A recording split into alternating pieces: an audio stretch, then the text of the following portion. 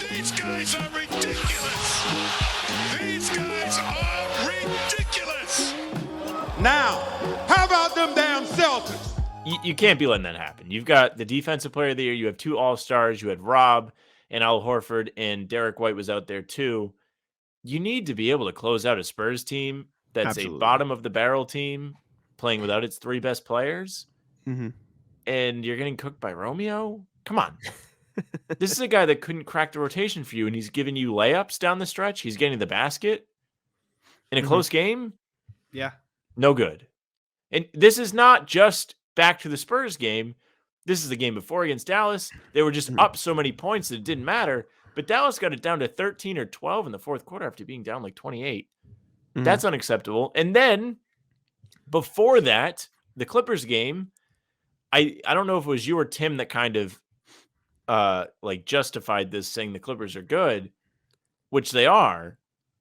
But you blew a lead to them too. You started trying to milk the clock and drain it to where you're not playing your regular offense. And you kind of saw that against the Spurs too. Next game. In the Bulls, it was the same thing. Now, if you really want to put a nice silver lining on this, it's beginning to look a lot like last year when they were good in the playoffs. And I wanted to put my head through a wall because you couldn't enjoy anything they were doing because you couldn't trust them to close it. Yeah, and I wanted to talk about this, and if now's as good as time as any. The Celtics offense in the fourth quarter, like somebody said this in the Celtics blog chat, and I pull some stuff from there because I want to talk about it deeper here. They start, yeah, exactly, Ratless Jack.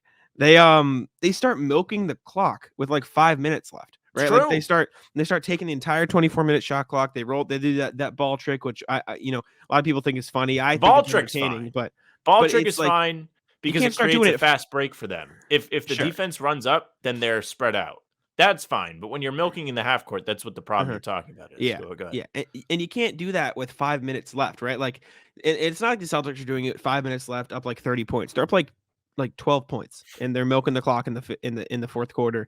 They're getting into this ISO heavy offense. I mean, you saw it with Jason Tatum against the Bulls, and it worked out because Tatum held the ball for about 20 seconds, then he kicked it to Al Horford, and Al Horford hit a 3 because they doubled Tatum. Terrible double by the Bulls, by the way. What was the plan there, right? Like, I understand Tatum is Tatum, but he just held the ball for like 20 seconds, and you're gonna send the double with like 7 seconds left on the clock after that. Like, it didn't make any sense. Also, credit to him.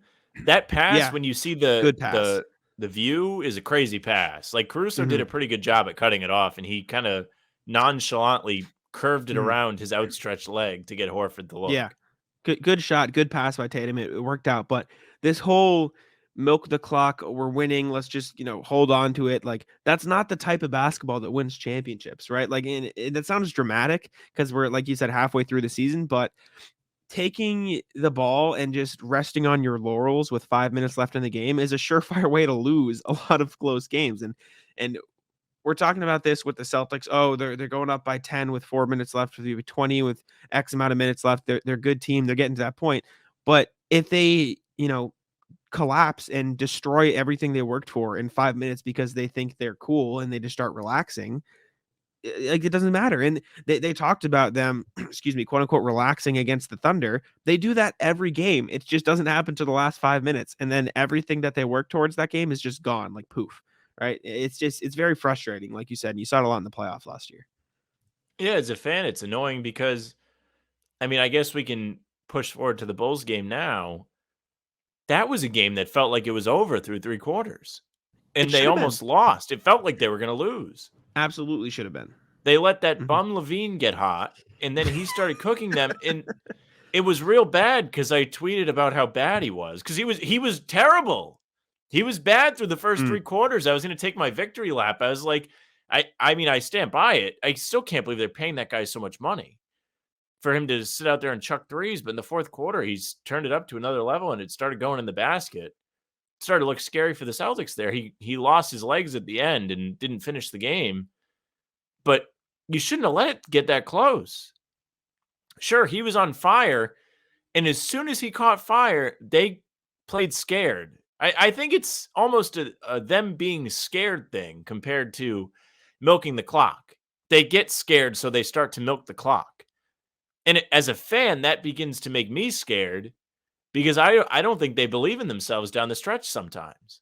Earlier in the season, I felt differently than I have in recent years about them down the stretch because they really looked confident, specifically Tatum, who, to his credit, did it again against Chicago, but it was really, really late. And against the Spurs, he hit the big shot. But yeah, why are you all of a sudden not confident? Like, I'm sorry, DeRozan goes out of that Bulls game. That should have been it. You don't let Levine start cooking you. You don't let Romeo Langford start cooking you in the Spurs game. You need to tighten up on the defensive end, and you need to play more confident down the stretch. It's becoming a problem. Yeah, it's bad.